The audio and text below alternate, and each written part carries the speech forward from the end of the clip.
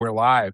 Yeah. Uh, Hello, everyone. Here with Dr. Joshua Coleman. You'll know him as a family estrangement expert and author who runs a private practice in San Francisco Bay, senior fellow with the Council on Contemporary Families, which is such a needed subject. He's been in Washington Post, Ask a Therapist. Of course, his latest Oprah appearance on her podcast with some other relationship experts, which was such a cool film setup where you had that round room. So thank you, Dr. Coleman. Great to be here. Thanks. Thanks for having me. I'm looking forward to it. Yes. So for our viewers here, I really wanted to start off with a question that's important to me because some of the work I've done with clients, and I wanted your opinion. How does estrangement differ in biological families versus families who have adopted a child and maybe the adopted child decides to step away and estrange themselves and not speak Yeah, to parents anymore? right. Yeah, we don't have great statistics on that yet. Although I have seen a lot of it in my practice, that parents of adopted children do seem to be more at risk of it. And I think there's a few different reasons.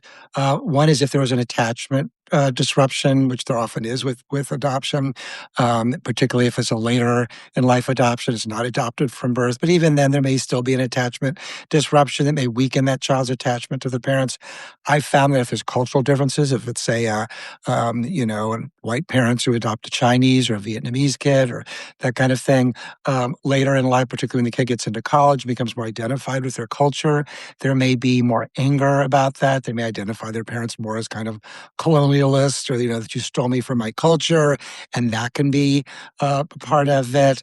Um, so, um, so I do think that there's a greater risk, but I don't think yet there's any good statistics about it, but I could be wrong. If people have good research on that, I'd be interested in seeing it.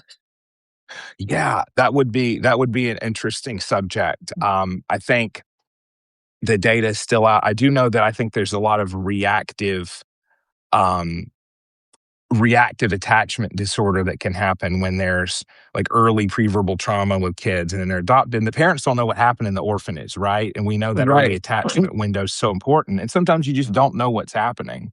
Right, exactly. That's right. Yeah. Right, and just So, right, and some adoption centers are much less well supervised, and so the child just may have been neglected, and so uh, mhm, that may have messed with their whole attachment system neurologically. So it certainly seems like it could set up the possibility of a later estrangement. right. Okay. One of my favorite things that you've discussed is this idea of therapists as detachment brokers. And I know you've credited the sociologist who formulated that term, but therapists who, just for our listeners, um, subscribe to this model that when something's really wrong in your family, like if you find that the communication isn't going great or some kind of a boundary isn't being respected, that you need to estrange your parent, cut them off, go no Mhm. contact.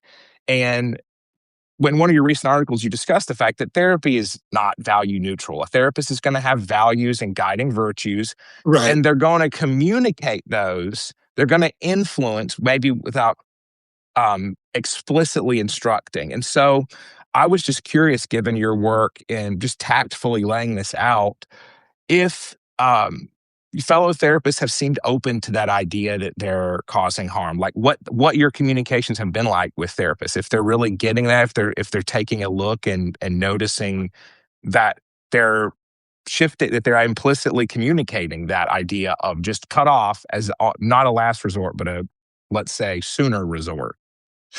I mean, I haven't gotten any correspondence from therapists where they said, "Hey, I'm really rethinking this now and realizing that I was kind of covertly or overtly encouraging an estrangement." So I think the people who are probably not doing it in the first place are probably much more receptive to that idea than those who are. So I've seen, for example, articles in Psychology Today or other places online where therapists say, "Well, no therapist encourages estrangement." And I just feel like, first of all, you're wrong, because every day I get letters from strange adult children who say, "My therapist said that I shouldn't engage in family therapy, or I'm not ready to engage in family therapy because, my parent isn't ready to do it." I'm like, "I'm working with your parent. They actually are ready to do it. Your therapist has never met your parent." So I think I'm in a little bit better of a place to do it. And therapists, just even if they're not actively advocating estrangement, as soon as you call a parent emotionally mature, abusive, I mean, if they're abusive, let's call a spade a spade. But, calling them emotionally Yes. mature or a narcissist or a borderline or a sociopath or a gaslighter, you've already, participated in that detachment. And that term, the detachment brokers, comes from the sociologist Alison Pugh in her book, The Tumbleweed Mhm. Society. I think it's such a great concept. And what Pugh was trying to point out was that, in the past 3 or 4 decades, and the political scientist Yasha Monk also talks about this, that our sense of responsibility for others has given way away from this kind of somewhat more communitarian perspective. The idea that we owe people something, our children, our Yes. parents, our neighbors, etc. This idea that no, your fundamental responsibility is to yourself and your own personal happiness. So when she calls them detachment brokers, it's kind of like, well, you don't have to feel guilty about cutting off your parent. Your primary responsibility is to you. You shouldn't feel worried about them. That's being codependent, or you're overly enmeshed, or that's because you were parentified. It's like, you know, I mean, first of all, a lot of that's just bullshit. But somehow, I mean, there's a utility to it, right? We're both therapists. I've used those terms before. I'm not going to complain complete innocence. It's not like Right. I've never ever diagnosed somebody who's outside my room. But if it's in the realm of encouraging or supporting somebody to cut off a parent, you better damn well be cautious, because you're going to be ruining the parent's life, and you better be damn sure that that your adult child can't tolerate something different if you're supporting or encouraging it. Wow. That term parentified, I hear that so much. Yeah. So, Yeah. it's interesting. I think this I'm wondering your opinion on if estrangement is almost this sort of initiation or rite of passage where the child gets ahead of steam and they know they need to be independent, but it takes some anger, and that's like the rocket fuel to be more independent. But they're interpreting that as, oh, I need to go cut a contact versus I need to be my own person. Like a weird mutation of the idea of failure to launch. Like, okay, I'm launching, but it's out of anger now. No, I think it's a really good point. There's so much to say on that. The University of Massachusetts sociologist calls American individualism adversarial individualism. And the idea is that you become an individual in an adversarial relationship to your parents. So she wrote this great book called Not Under My Roof, where she compared Dutch parents to American parents with the idea of drinking with the family during dinner, or having a boyfriend or a girlfriend spend the night, at the age of 16 or after. And Dutch parents are cool with both. And it's actually part of the culture. And she calls that interpersonal individualism, because they're raising the children into adulthood in an interpersonal guidance with the parents' participation. So, 17-year-old, 16-year-old can have a boyfriend or girlfriend, spend the night, have sex, dinner that night, have wine with the parents. Whereas in the United States, she called the book Not Under My Roof, because there's very few parents in the United States who would agree to that. And what she says is that, in the US, you become an adult through a more adversarial relationship. Now, that's beginning to change, I believe, because parents have become so conscientious and caretaking and anxious and guilt-ridden and surveilling, that I think a lot of kids don't have the need to have an adversarial relationship, because they're getting everything they want. But to your point, I think it's a really important point, that sometimes they don't know any other way to feel separate from the parent than to either inflate some kind of more minor conflict or personality flaw in the parent, or some other memory as some huge, thing, as an engine, I think, to your point, to kind of get away from the parent. And it's harder now than it was. I mean, I often talk about when I was raised in Dayton, Ohio, and when I moved out here to California when I was 21. I mean, there's no way to send my parents pictures. I wasn't calling them on the phone. I wasn't giving them updates, And so we're just so much more enmeshed in terms of the family environments. And some adult children just don't know how to feel separate from their parents than to cut them off. So I think it is common. What you're Man, it saying. makes me think of Erickson's psychosocial stages, right? Like it's like Mhm. you're at a 4 or 5 year old level, or maybe a teen level of disliking your parents and finding them cringe, but you're 20s, 30s, and it's like, well, no, right now you need to be aware that they're going to be grandparents to your children. And Right. maybe you're able to say, you can roll your eyes and say, we don't really believe that, but it's okay, mom and dad still love you. We'll have you over for Right. dinner every month. Like, I think there's almost a cultural alexithymia Yeah. or lack of vocabulary for emotions. There's like shame, cringe, anger, entitlement. Like we've got a few buttons to press on like a Fisher Price emotion machine here. Right. That's well said. Thank Yeah, you. I think it ties back to your earlier point about this separation individuation thing, because adolescence is pushed way out. In the Yes. 1960s, knew you were an adult because of the institutional structures. By 24, the average adult in the 1960s had a job, maybe owned a house, could support a family if they had children, probably did have children. They were married. You could put your kids through college with a union job. Whereas today, you can't do any of that into your 30s often. I mean, not always, but often Right. late into your 20s or later. So kind of the institutional structures that would make you feel like you're an adult or claim you're an adult have all been removed. So one of the ways that people feel like an adult is, well, I feel like an adult because I'm cutting off my parents. I'm pushing back on them. I'm setting Right. limits with them, right? So yeah, I think that's really a big piece of this. Yeah, I completely agree. So you've spoken before about social contagion as a driver of estrangement. So the way online communities um, normalize cutoff. So I wanted to go a level deeper on that. So I think about splitting a lot as the defense mechanism analytically. So you can't think of somebody's good or bad. We were talking about that with the parents, like they're either good or I have to cut them off. Right. So have you considered the social contagion of online communities, like either all good or all bad, swipe left or right, as like the technology itself, not just the content. Like you can have a bad TikTok video that has terrible messaging, but even the structure of the technology as show you only stuff that makes you really happy or really angry. Have you written or thought about that's the technology itself is hostile to integrating attachment figures or the self, like it's either good or bad? Kind of like splitting as the mechanism of estrangement or even the technology we use.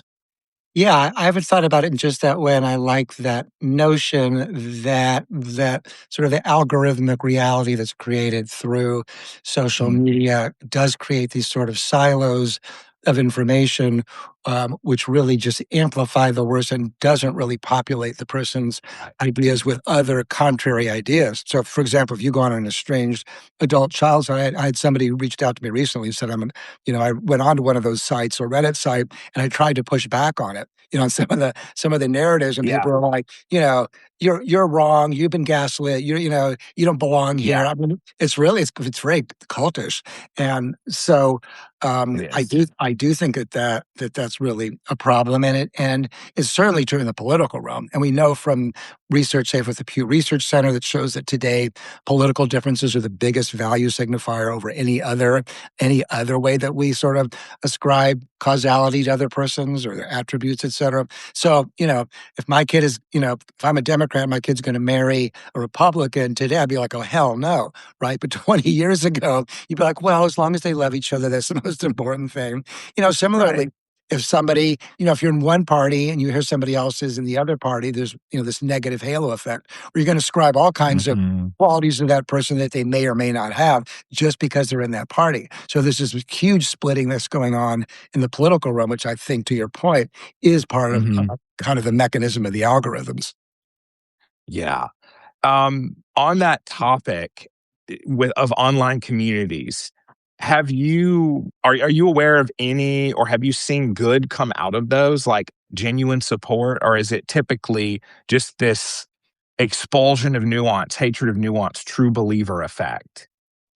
I mean, I think people get support there. The issue is whether they're getting the right kind of support. I mean, I see it Right. on the estranged parents forums as well, that sometimes people will be so supportive of the parents' anger that they're not really encouraging the parent to Right. do the kind of self-analysis, self-reflection, repair work that's really essential to any potential Yeah. reconciliation. So I do think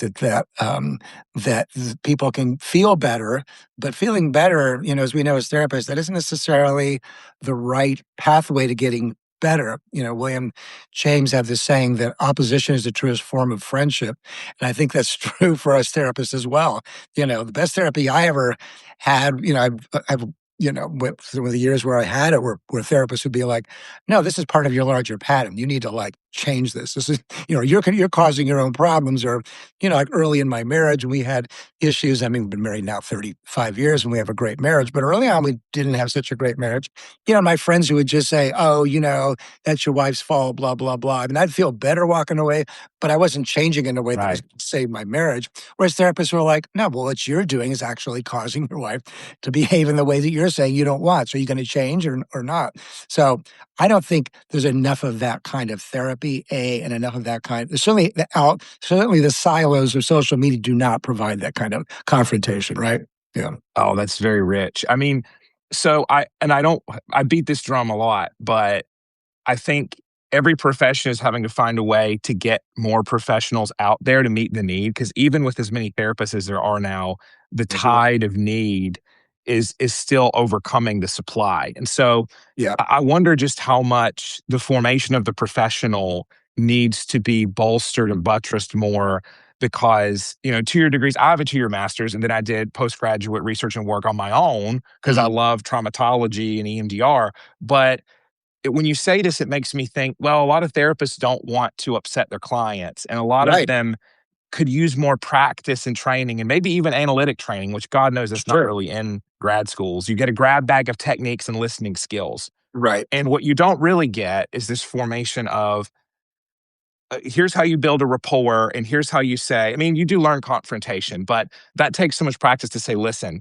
you're paying me to be, yes, a friendly listener and someone to be a third party, but also it's not just coffee with a friend because Right. I'm going to tell you stuff that that friend won't say because they maybe don't know your blind spot. They know your blind spots. They don't want to lose the friendship. So Right. it's going to be this model of a sharpening and development of awareness. And I think a lot of therapists would prefer to not broach that, maybe even unconsciously. There's a sort of an Sure. avoidance of that because they know somebody could write a bad Google review or Yelp review just Correct. to steel man their side. Like, I get it. You don't want to offend a client who's going to go wild on you and write a bunch of reviews. But we have to hold, which is again to the technology thing of like, I'm Right. angry, I need to write a review.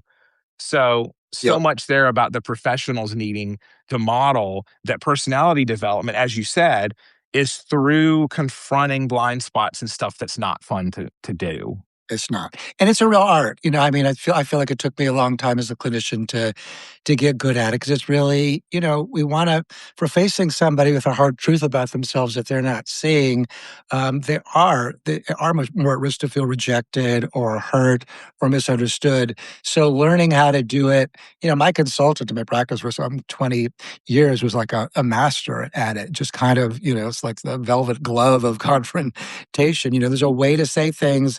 I mean, I use humor a lot. That's kind of my method, but not everybody uses Nor do we humor. get along. Yeah, I mean, if you have a good sense of humor, particularly if a client does it, then they may misunderstand it, right?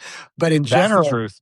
right? But if in general, if you're warm and loving, and particularly to your earlier point, you have to have established the rapport and the trust first. But then you can face people with sort of the hard realities about the way that they're causing their own problems. And I think people really do want and need that, even if it hurts, right? Yes.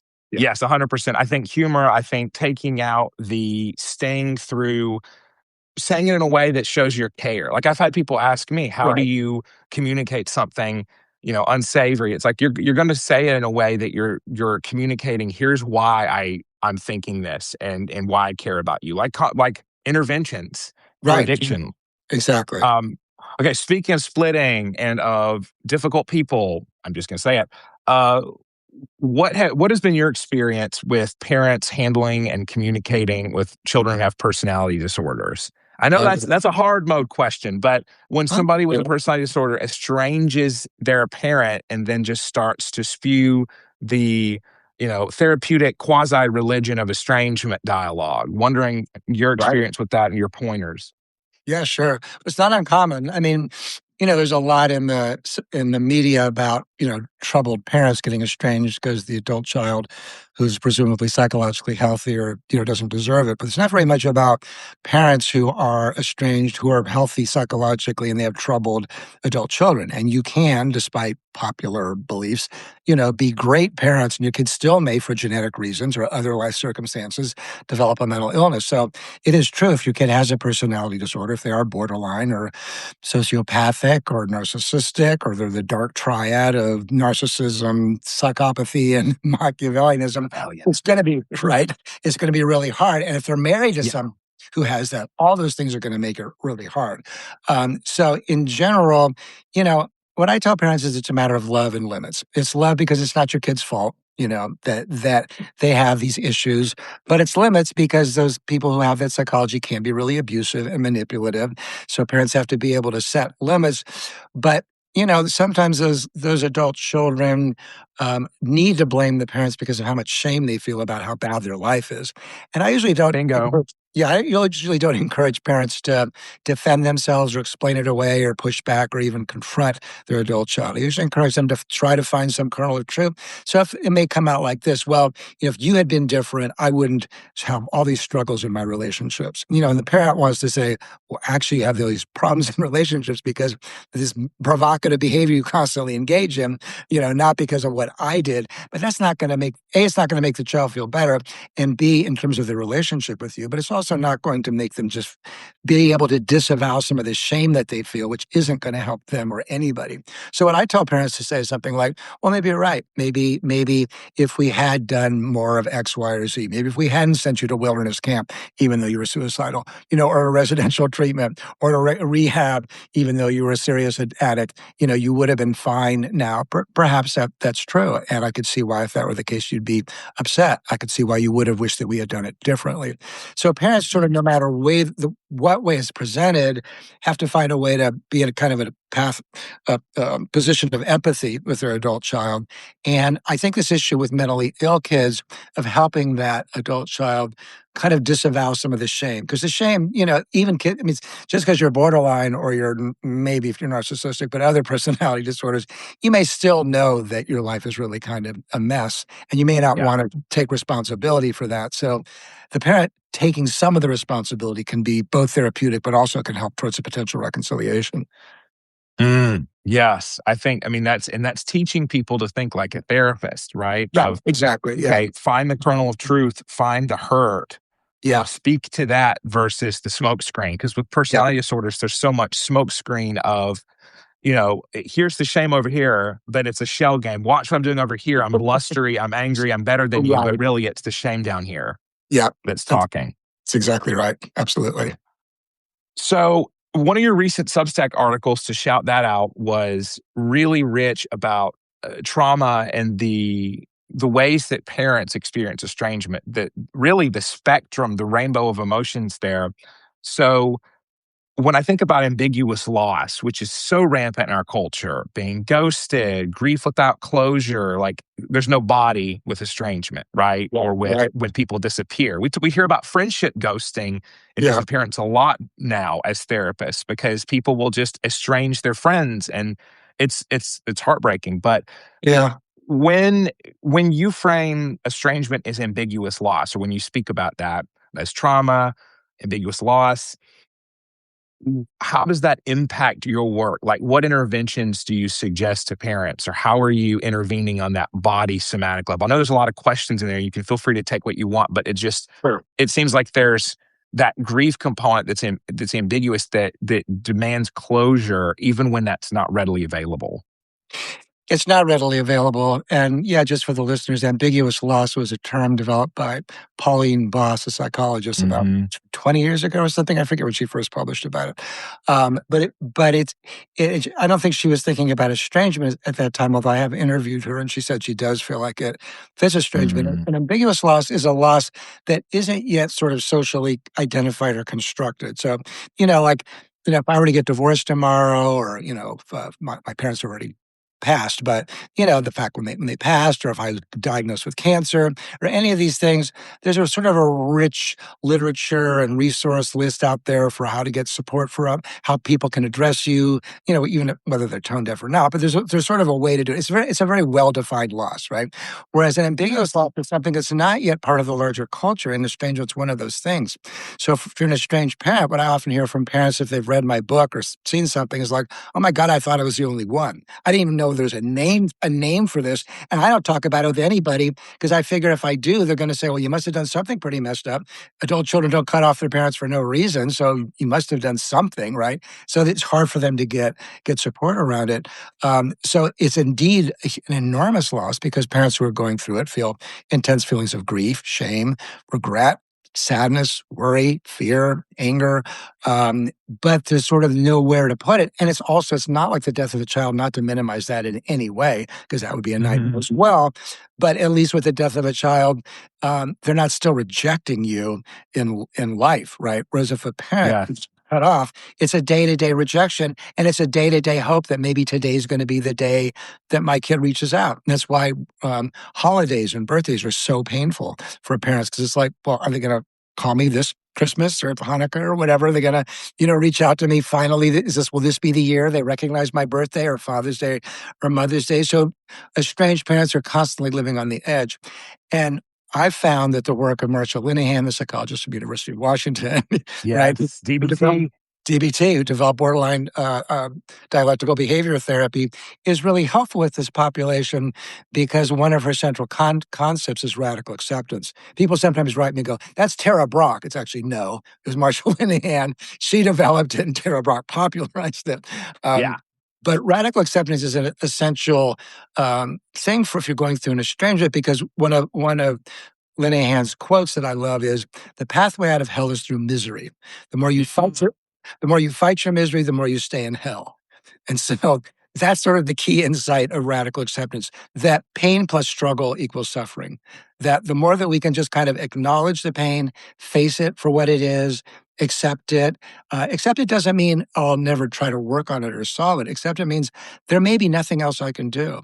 So I'll often tell an estranged parent, if I help them write an amends letter, which is one of the key things I help parents to do, and the Yes. adult child hasn't responded, and they do maybe one follow-up, and they still don't respond, and it's been a year, then you have to just not do anything for a year, and you can feel confident that you've sort of done the big move, unless your kid has said, "I need you to do X, Y, or Z," that's different. But if they're basically no Hmm. contact and have been, and you've reached out, then you have to say, "Okay, I just need to accept I've done everything that I can, and I'm going to focus on the good parts of my life or myself, remember the good ways that I was a parent, and I'm not going to keep tormenting myself with this."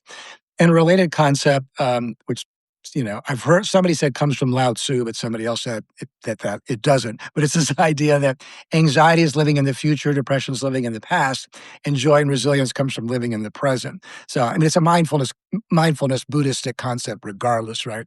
So, when you're in a strange parent, living in the past is when you're tormenting yourself with guilt, regret, anxiety, self-hatred, self-criticism, etc. When you're living in the future, you're catastrophizing. What if I never see my kid? What if I never see my grandchildren again? What kind of a life is this going to be?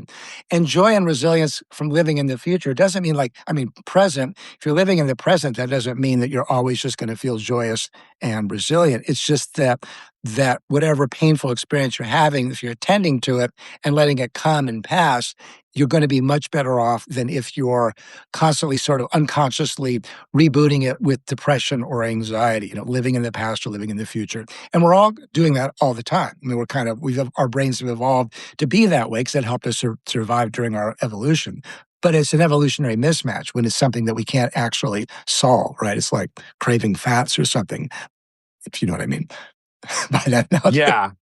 Yeah. No, I love that. I think that when we have clients who have the unsolvable problems, we just have to help them expand their life in some other ways, like make Right. meaning. The meaning making is so big. Yeah, absolutely. Yeah, without meaning, and that's the hardest part for strange parents because it's tied to this notion of mattering. That we all need to feel like we matter, and once we have children and grandchildren, we really feel like we need to matter to them. And I had a mother say to me, "Nobody calls me mom anymore." I thought that was like the most poignant description of her identity. It's kind of like, I used to be at least somebody's mother, and she was also a grandmother. And having that stripped away of her is so fundamentally disorienting and hurtful and wounding to not have these feelings that you matter to somebody. So it requires an enormous amount of psychological work in ways that other kinds of problems don't necessarily. 100%. Very well said. The mind really privileges incompletion, like with the Zeigarnik effect. That's like my area of academic research, that memory for incomplete tasks over memory for completed ones, that Bluma Zeigarnik discovered in the 20s. So, Can you tell me and the listeners more about that? Because I actually don't know anything yes. about it. It Yes. sounds So like, there's a, of course I can. Yeah. So the Zeigarnik effect is the enhanced memory for something that you have to do. So the way she discovered it was, so she was one of the psychologists Gestalt psychology, which is a little different than Gestalt therapy. Gestalt psychology is that whole like, oh, finding patterns in pictures that are just suggested to the brain and not implicit, not inherently there, just right. implicitly. So Yeah. like the three Pac-Man mouths that point, and then you see a triangle there because it's the angle here and the angles there.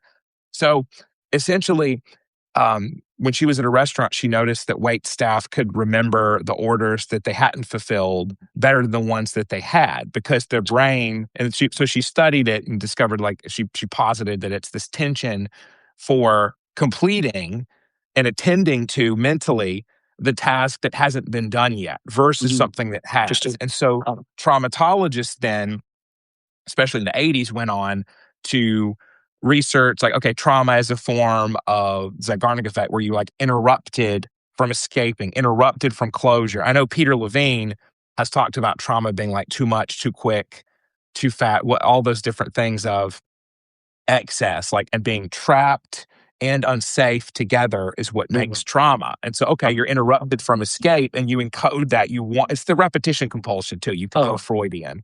yeah. Um, but when I hear ambiguous loss and I have clients who have issues with lack of closure, I kind of walk them through that and we try to make some closure.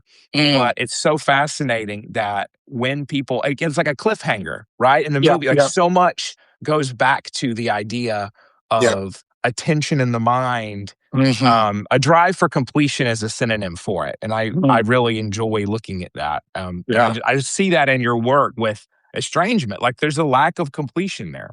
Absolutely. No, that's really fascinating. Yeah, I mean, one of the ways I've been talking about this, and I think it's tied to what you're saying, is that to be a good parent, you kind of constantly have to be thinking about, well, what's in my child's best interest? And that's true when our children will become adults as well. I'm sort of always thinking, I mean, my kids are all launched, and so I don't have to think about it that much. But, if they were estranged, then I would be thinking about it all the time. And part of what makes you a good parent is the ability to kind of constantly be tracking that and tracking their feedback to you, et cetera. But if your kid's estranged and they're not giving you any way to do that, you actually have to disable that part of your brain. You actually have to Mhm. close it down, to your point, because your mind is constantly searching for, well, what should I be doing? What could I be doing? And that's why I'm at pains to tell parents today, you write a good amends letter, you do a follow-up. If your kid's still not in contact with you, you stop and you don't, and you feel like, project complete for now. If your kid wants to reach out, then great. But there's nothing else that you can do or should do. And that's a really hard one for mothers, because mothers really feel like there must be something else I can do, something else that I should do.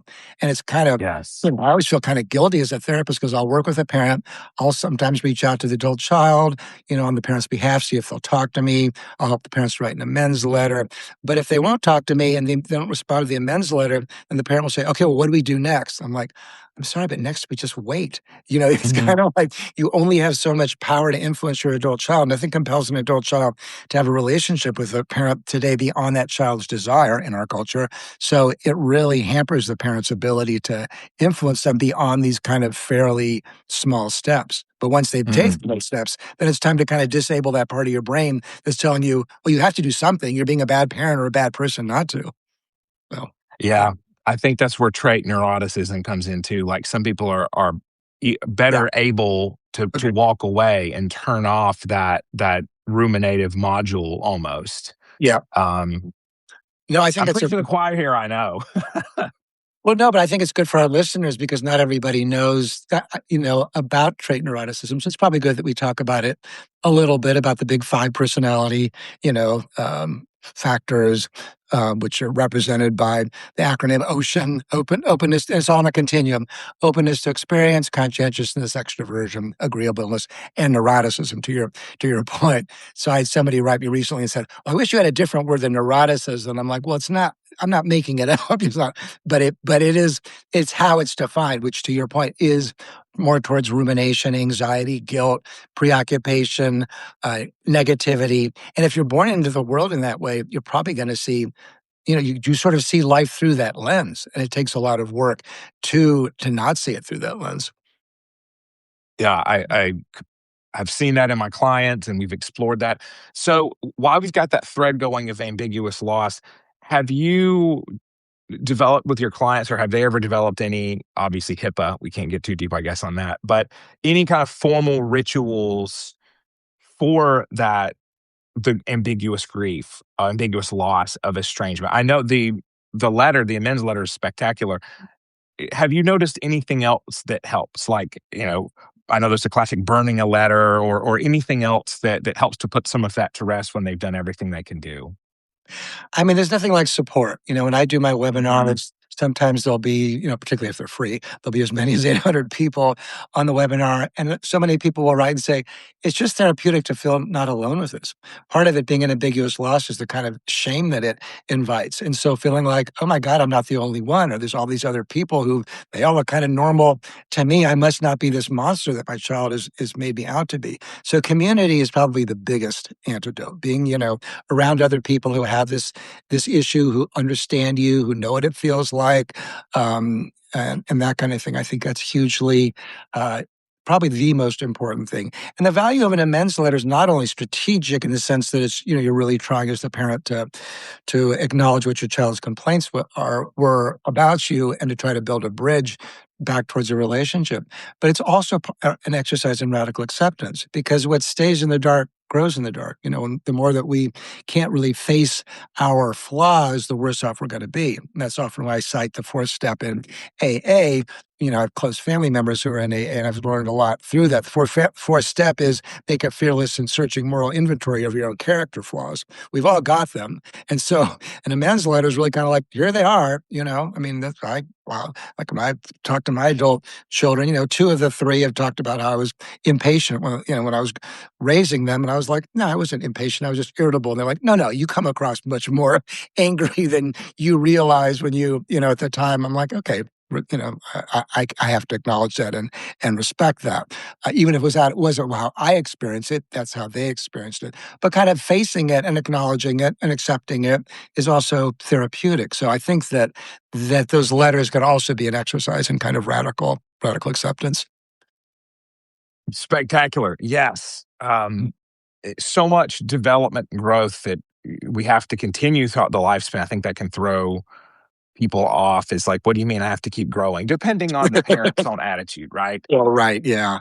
Yeah, some parents just they don't. I mean, this is the problem, this kind of point that we're in this inflection point right now where what parents are being asked to do by their adult children is really the first time in history, as far as I can tell, where parents are really being called upon to be so psychological, to kind of bear witness to what their children experience with them as parents, to be willing to modify the behavior, where the adult child can say, look, if you don't take responsibility or change your behavior, I'm not going to have a relationship with you. This is all kind of historically new. It's not like estrangement is new per se. I would argue it's new at the kind of numbers we're seeing, Mhm. but the kind of structure around it, where parents are sort of being asked to take so much responsibility and be so psychological and so communicative, and not kind of cling to their own feelings of authority and hierarchy the way that other generations could or would, or other cultures. There's plenty of cultures where estrangement may not exist at all because there's just not having this kind of a conversation.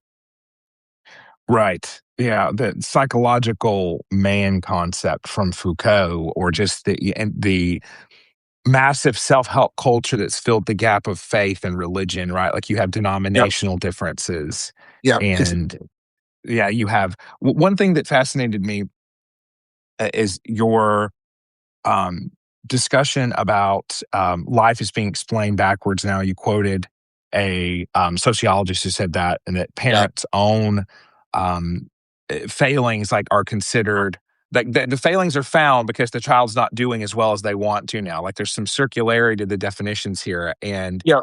which is a great point. But you make me think of that. Like if someone's unhappy, it's able to be blamed on their parent now, and that's dangerous because unhappiness is just a state of being. It can be influenced by so much, but to then Right. project it onto it's a very dangerous game. Yeah, absolutely. Yeah, the quote was from Eva Illouz, this brilliant Israeli sociologist. The full quote is, "Today our lives are plotted backwards. What's a dysfunctional family? It's a family where your needs weren't met.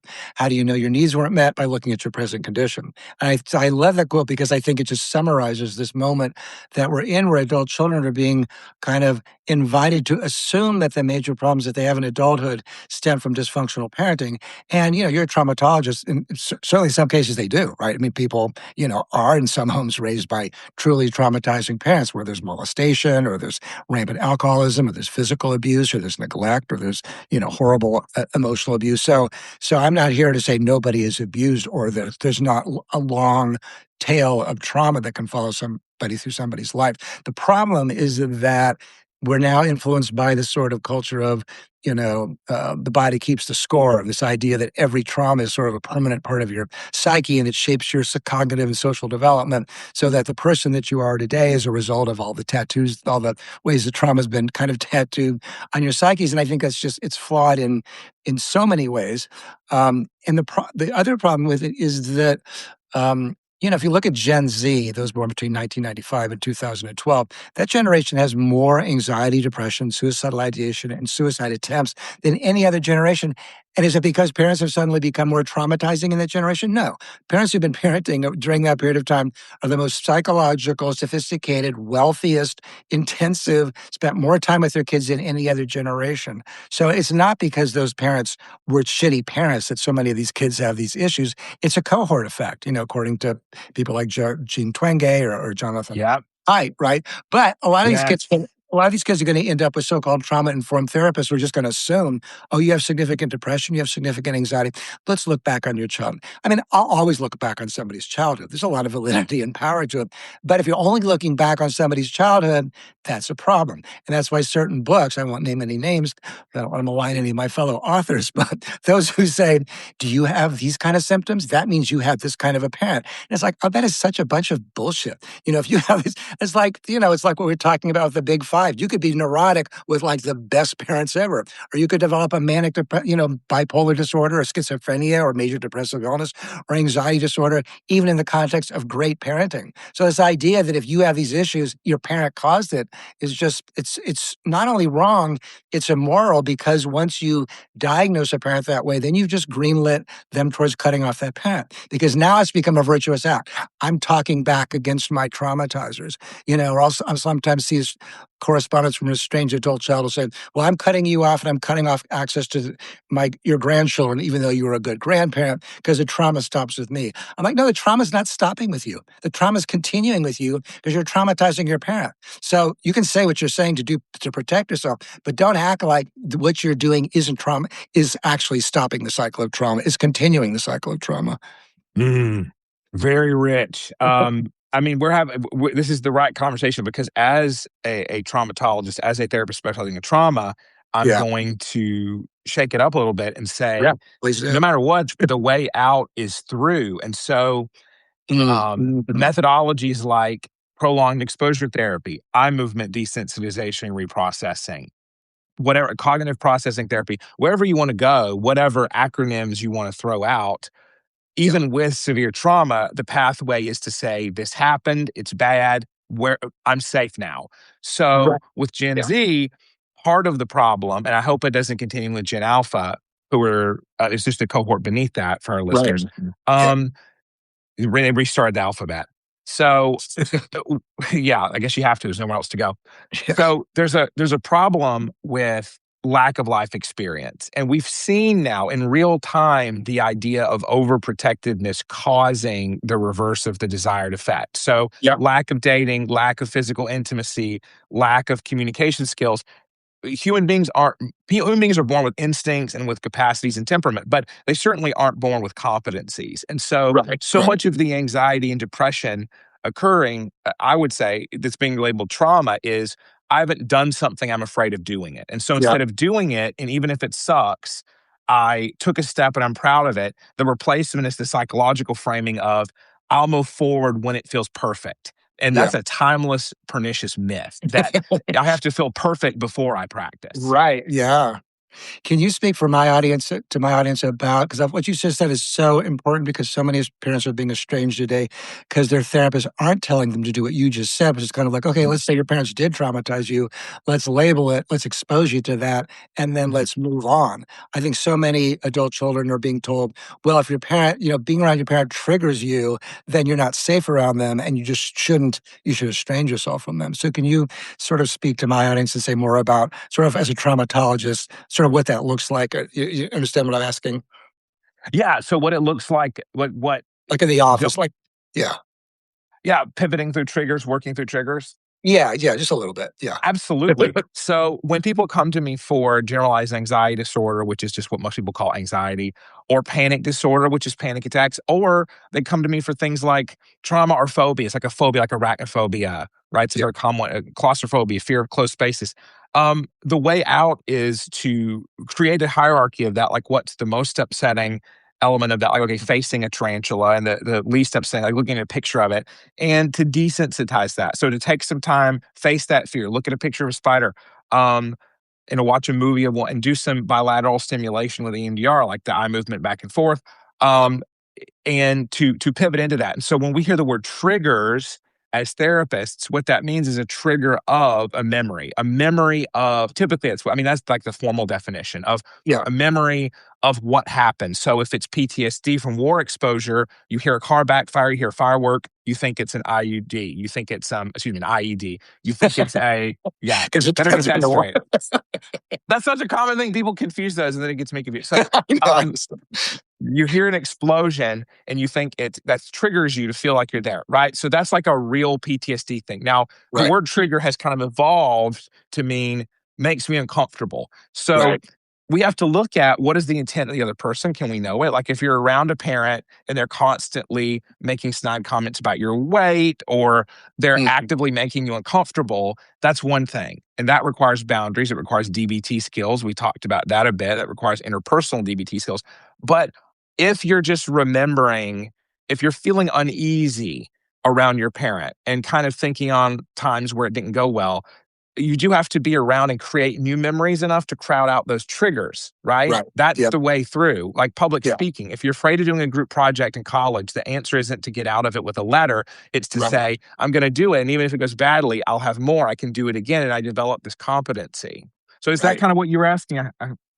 Yeah, yeah, yeah, yeah, because I think so many adult children are sort of being guided to just avoid the parent, and then that's Yes. sort of acted. It's sort of treated like it's some virtuous act. Well, I'm respecting, I'm setting boundaries now on toxic, hurtful people, and and often the people that are having the boundaries set on them are workable people. Mhm. So I think, and the other thing when I think about this is that. To have a close relationship with a parent in the same way I have a close relationship with an adult child is a psychological achievement. It requires a certain kind of skill set for both. If you're the adult child, it requires the ability to sort of hold on to your feelings of selfhood, identity, resilience in the presence of your parent, even if your parent's behaving badly.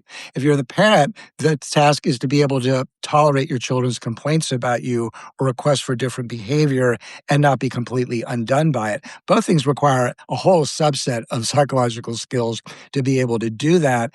And so a lot of my work with families is making sure that they have those things on board if they're going to try to have a reconciliation. Yes, absolutely. So I would say look at the parent's behavior now to the estranged adult child. Okay, so if you're trying to make amends and they're trying to make amends with you and their behavior is different, try to put those triggers to the past behind. If it's not Mm, different, then you have an answer that they're not willing to change and honor what you're requesting, right? Like, right. is your request reasonable? Is it something workable? Cool. You go to the next step.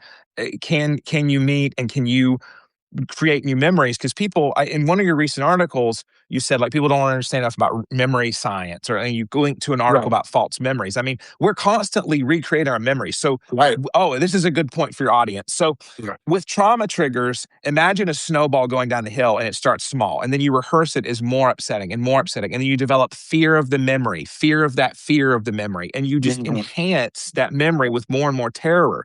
That's Yeah. the least advisable thing to do. You have to Yeah. demystify the anxiety. You have to walk into it. And that's where Right. therapists really can be helpful, is to For teach you this sure. stuff and go through it with you in the office, rehearse it, role play it, EMDR Right. it, and realize, wait a minute, my memory isn't always 100% accurate. There's affect, there's feeling that gets attached that builds the snowball of Right. shame and fear.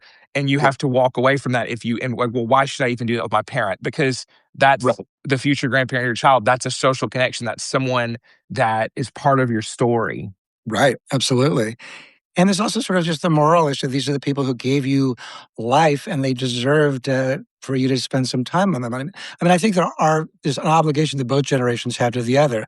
I do think the buck stops with parents. I do think it's incumbent on us as parents to show empathy, to take responsibility, to find the kernel, if not the bushel of truth in our children's complaints about us, to be willing to accept their boundaries and have a relationship that's more in line with their ideals. I don't think parents have the right to kind of just say, no, I'm your parent. I get to set that. You have to obey me. First of all, it's not going to work. But I also just don't think it's the right way to do it. But from the adult child's perspective, I think there's an obligation to say, I wouldn't be here if it wasn't for this person. There are probably good memories, and in addition to the bad, I can give those Yeah. greater weight than I am currently. I mean, if there's no good memories, if you're just this out of control parent throughout your whole life, I get it. But most people who are estranging themselves, that's not the case. There's usually good and bad, and they're sort of Yes. privileging the bad memories over the good as a way to justify it.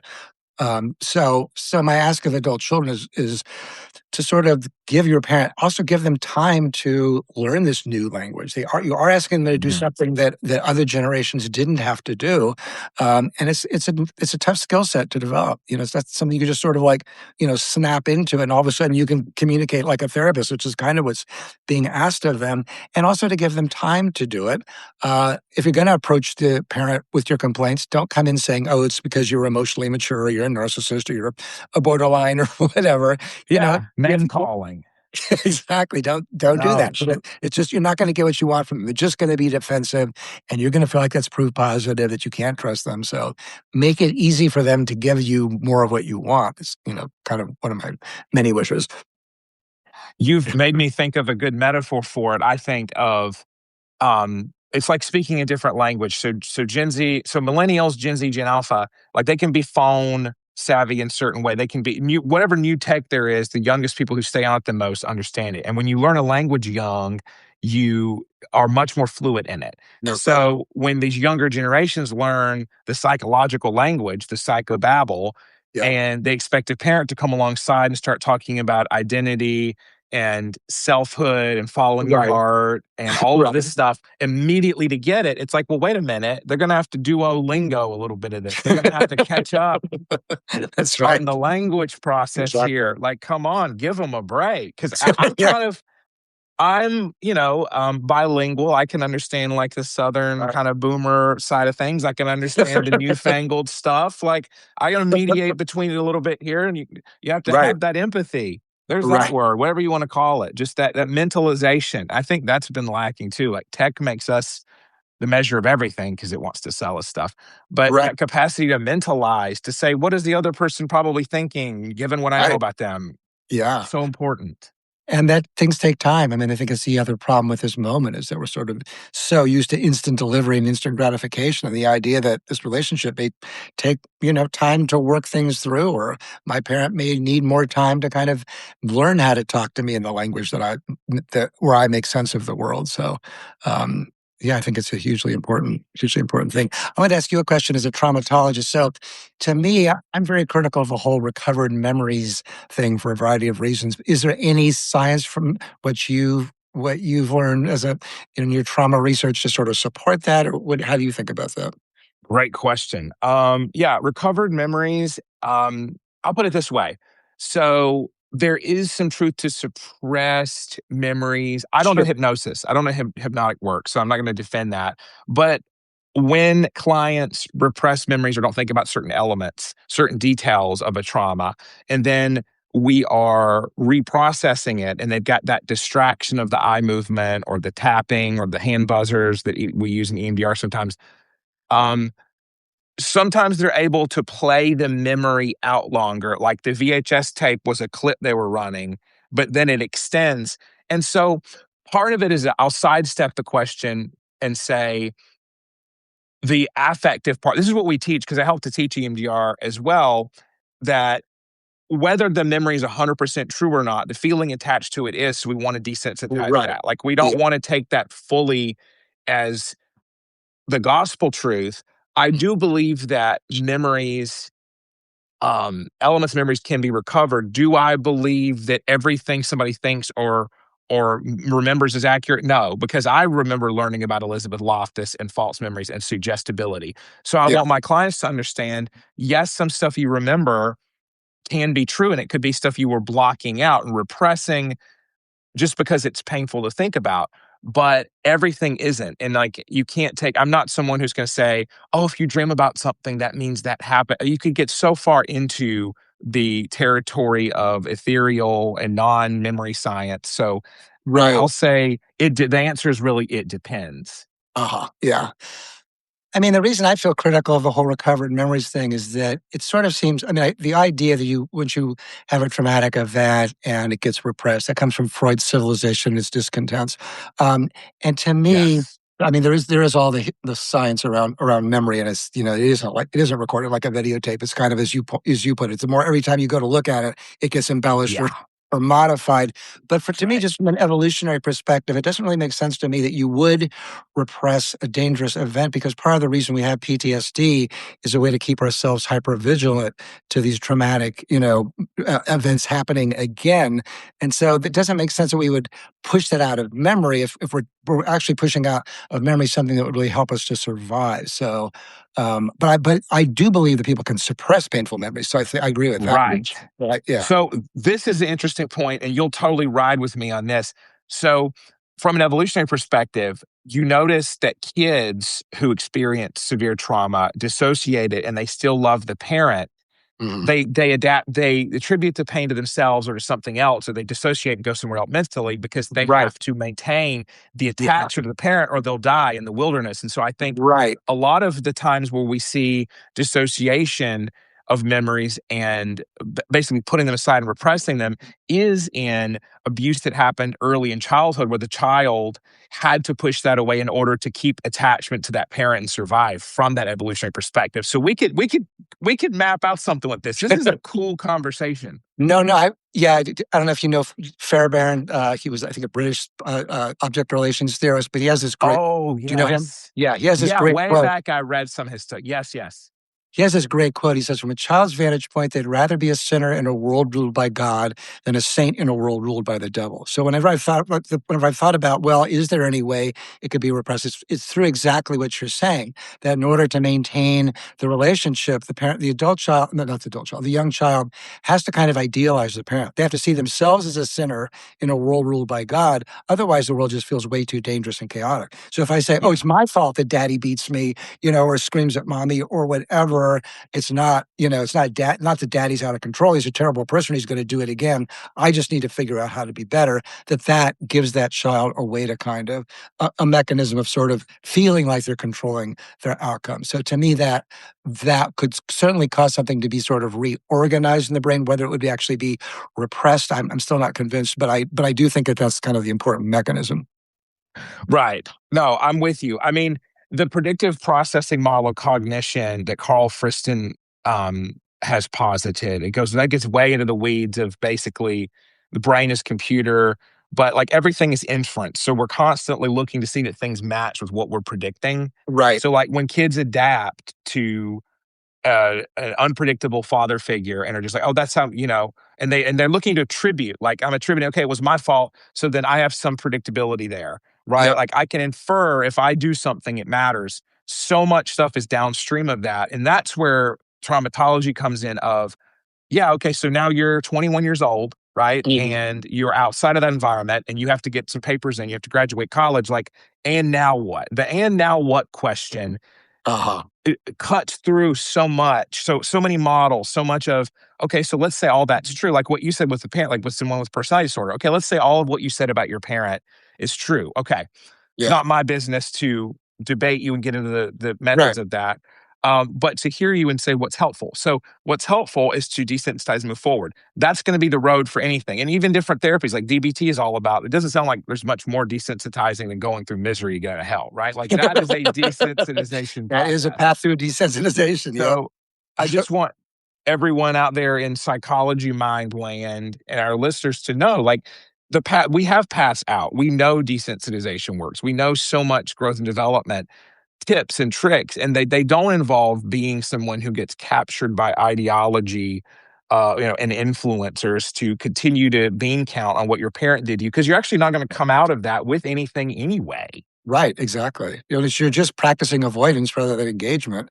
And from a CBT perspective, the more we kind of face the things we're the most scared of or worried about or upset about, the more resilient we become. Mm, yes. Anyway, Jeremy, this is a great conversation. Unfortunately, I have to run, but I really appreciate it. It was a great topic. Let's do this again. Absolutely. Let's do it again. Thank you so much. I will log it Okay. off and then it'll give the option to like post right away. And I'll probably Okay. click review on web first so we can edit Okay. it if you want something like that. We don't need to edit, but yeah, great. Okay, All great right, talking to great. you. Okay. Great talking to you, All sir. right, as well. Take it easy. Bye, Dr. Okay, C. See you later. okay, bye. I have to do anything or? All right. Let's see. No, I think we can just end. Let me do that. See you later. Have a great Okay. day. You too. Bye-bye.